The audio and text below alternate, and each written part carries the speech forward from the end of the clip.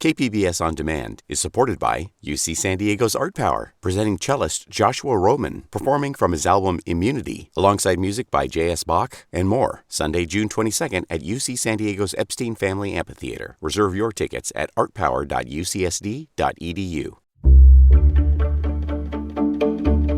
A very good morning to you. I'm Debbie Cruz. It's Thursday, June 30th. Updating San Diego's climate action plan. More on that, but first, let's do the headlines.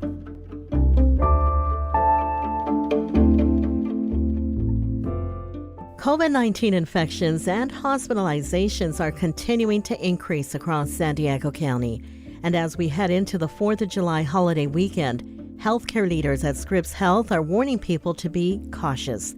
As of yesterday, there were 96 people with COVID-19 hospitalized at Scripps. That's more than double what it was at this time last month.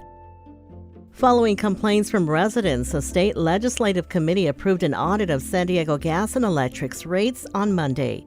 The California State Auditor will review the reasons behind increasing rates charged to SDG&E customers.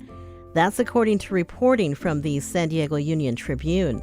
The audit will also look into the process of the CPUC approving rates charged by the utility and other utility companies in the state. The audit will also review the Public Advocate's Office, which works on behalf of ratepayers, to see if it's getting the lowest rates for customers. That audit is expected to take 7 months. 4 former Navy officers were convicted on all counts yesterday for accepting bribes from foreign defense contractor Leonard Francis, also known as Fat Leonard. Prosecutors allege the defendants took bribes in exchange for providing Francis with classified information regarding ship schedules. After deliberating for nearly 2 weeks, the jury deadlocked on whether to convict a 5th officer on trial. With yesterday's verdict, 33 current and former Navy officials have been found guilty or have pled guilty in the Navy scandal.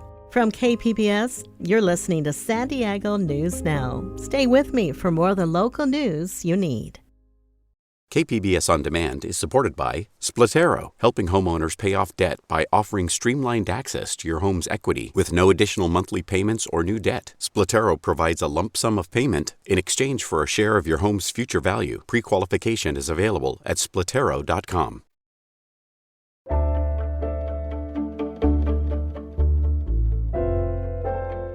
San Diego is close to updating the city's climate action plan. It is a forward-looking document that envisions a carbon-zero future for America's finest city. But KPBS environment reporter Eric Anderson finds that vision is still a bit fuzzy for some. Marita Garcia carries her weeks-old daughter Inata in a cross-body sling as she walks across the same Logan Hart's Park that she played in as a child. Pretty soon we'll be coming and you're going to be playing up in that jungle gym. Her mother lives in the same neighborhood. She's fighting a lifelong battle with asthma. It's one extra reason that Garcia wants the best for her newborn daughter. I am fighting for the health of my community, who I saw grow up with me, who their kids, oh my gosh, I'm getting emotional.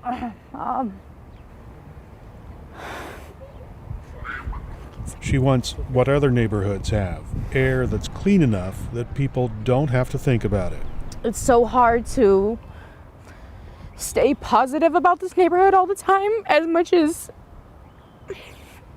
you want to, as much beauty as you see here. There's still those health risks, those concerns always in the back of your mind, always having to do extra. She's happy the city of San Diego is making clean air a priority in an updated climate action plan.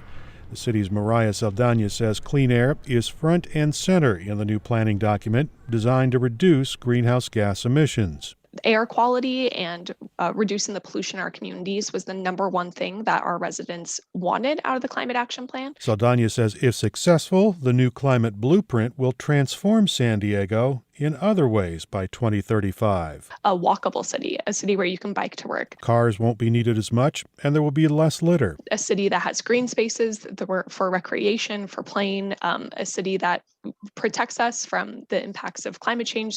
And the beautiful part about the climate plan is that it's an incredible vision. for an improved quality of life in San Diego, for improved public health. But the Climate Action Campaign's Nicole Capritz isn't completely sold on the Climate Action Plan 2.0. She worries the document is too aspirational, like the first plan passed in 2015. Great goals, but weak execution. There's just so much good. If the city took this seriously, there's so much good that can come out of it, like tangible benefits to quality of life. And again, to make sure like we're prepared as there's like earthquake coming with these climate changes. The Environmental Health Coalition's Kyle Hiskala says one fix is to include targets with costs and timetables spelled out. There's been some hesitation by the city of San Diego to include strong goals to cleaning up the air. And I think it's a case of something that hasn't been done before. Hiskala says defining climate targets quantitatively with achievable goals goes a long way toward helping clean the air, especially in neighborhoods like Logan Heights. He says accountability is important. Those types of projects need to be prioritized in the environmental justice communities that have held the burden of air pollution and heavy industry without seeing the benefits. The Climate Action Plan goes before the city's Environment Committee this week. Councilmember Joe LaCava says he's heard a lot of positive comments from people tracking development of the revision. He says this effort is not just a bureaucratic exercise. It matters because the city has to prepare for a warming climate. While I know that there's good work being done by city staff and city departments, it is helpful to actually have it articulated in a specific document. And it doesn't have to be a fancy report with a pretty cover. It can just be an old-fashioned spreadsheet, but it gives us that timeline. The Climate Plan update has been in the works since 2020, and it's likely to get enough support in the City Council's Environment Committee to move to the full council for adoption. LaCava says he also hopes to flesh out the implementation matrix, which will add some accountability to the plan. It includes more than 180 measurable goals, up from just over a dozen in the first Climate Action Plan. Eric Anderson, KPBS News.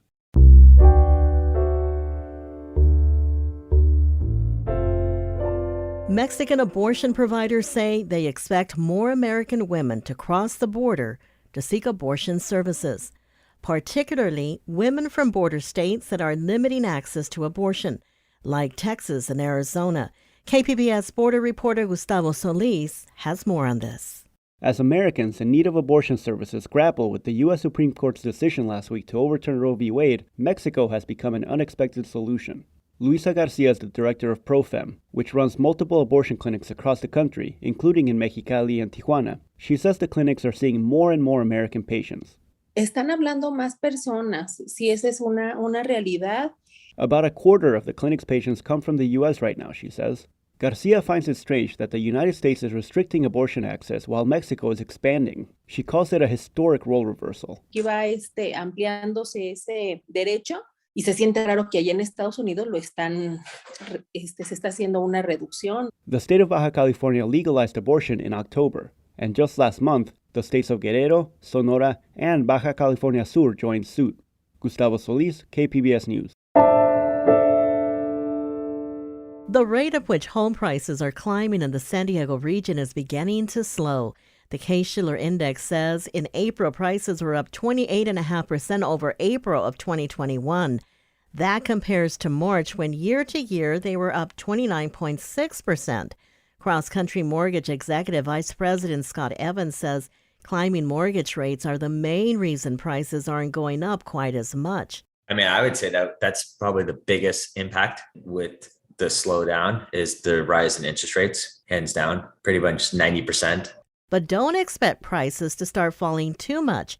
USD Assistant Professor of Real Estate Jeremy Gabe says inventory is also falling because most homeowners are staying put. Most people who own their houses now have mortgages that are fixed at rates lower than the prevailing interest rate. And so that makes them less likely to move up the housing ladder, move sideways on the housing ladder. Gabe says rising mortgage rates won't have much effect on mid to upper income people, but he says the current rates will price lower income folks out of the housing market. Coming up, why a local piece of artwork is causing controversy. We'll have that story and more next, just after the break.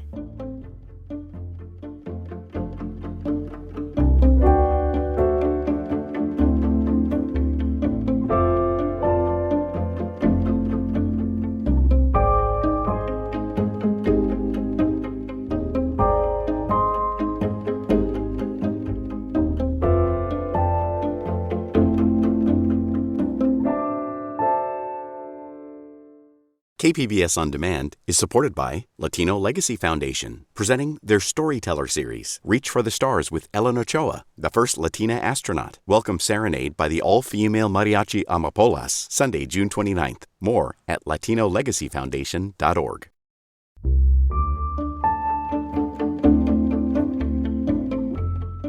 Inflation is hitting every part of the economy, including local hospitals. KPBS health reporter Matt Hoffman says the financial blow comes as hospitals are still reeling from the economic strain of the pandemic, and it could get worse as California mandates loom. More than half of the state's hospitals are operating at a loss or unsustainable margins because of the COVID-19 pandemic. That's according to a recent report commissioned by the California Hospital Association. That means they are losing money every day caring for patients. Jan Emerson Shea is Vice President of External Affairs for the California Hospital Association. She says more hospitals are losing money now compared to pre-pandemic. And it's probably going to take years for the situation to fully right itself. And in truth, there may be hospitals across the state that just aren't able to come out of this. Inflation is only worsening the financial strain on hospitals. The report found that hospitals are generally caring for fewer patients, while costs are rising and labor shortages are growing. Hospitals have been turning to contract workers. It's an expense that's hurting their bottom line. Some travel nurses are being paid upwards of $300 an hour. And California is not alone in this, so we're in a national bidding war, if you will, for these temporary workers. Scripps Health is one of the largest hospital systems in San Diego. Its CEO, Chris Van Gorder, says Scripps has paid as much as $211 per hour for contract nurses.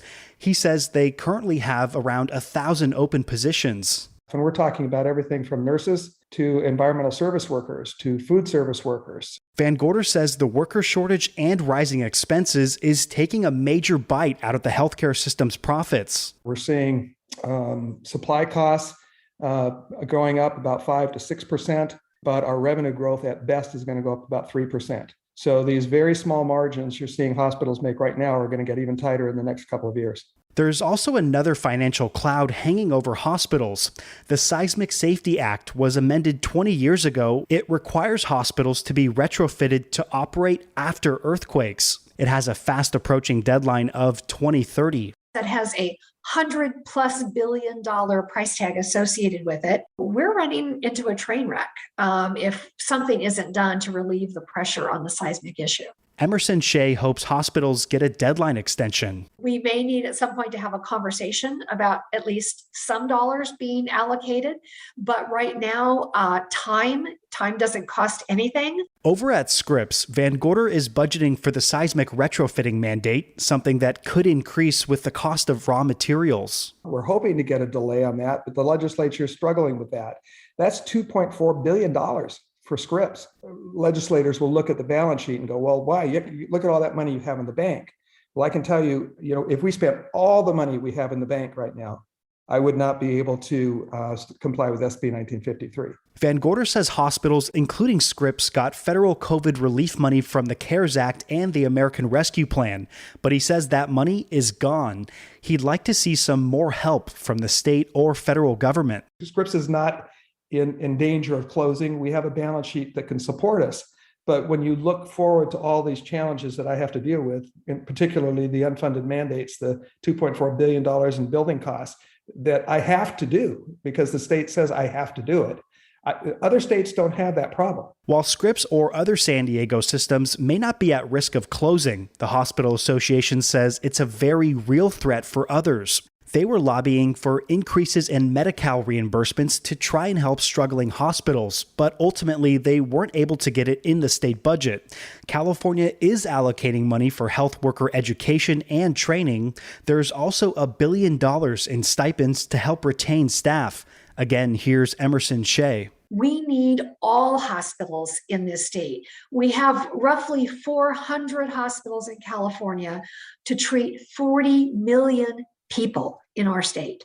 We cannot afford to lose these very important centers of care. Matt Hoffman, KPBS News.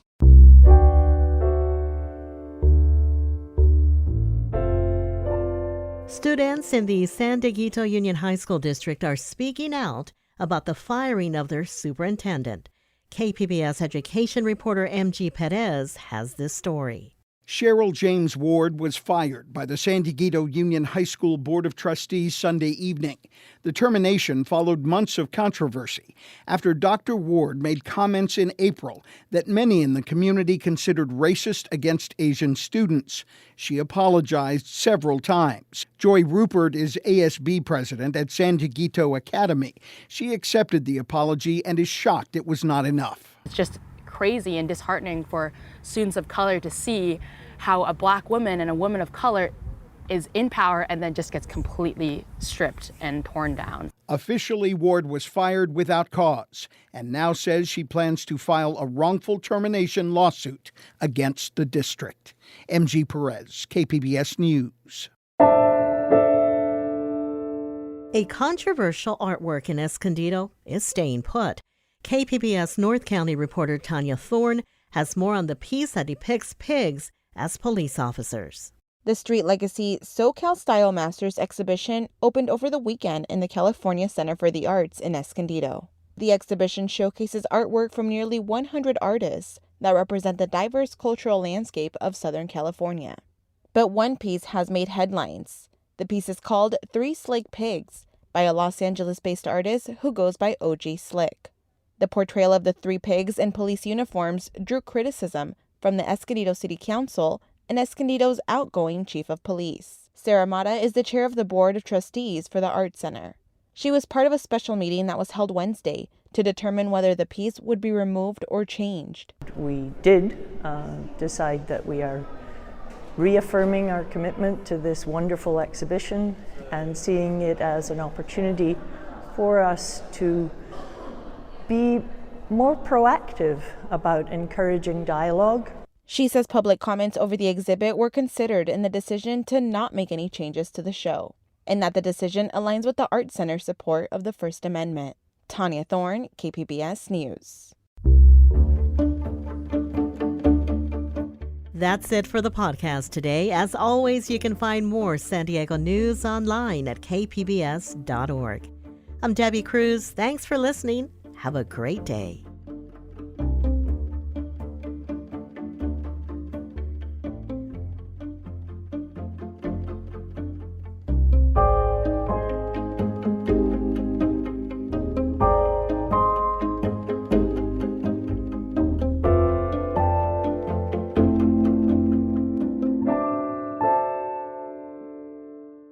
KPBS On Demand is supported by Latino Legacy Foundation, presenting their Storyteller series, Reach for the Stars with Ellen Ochoa, the first Latina astronaut, former NASA director, and San Diego native, Sunday, June 29th. More at latinolegacyfoundation.org.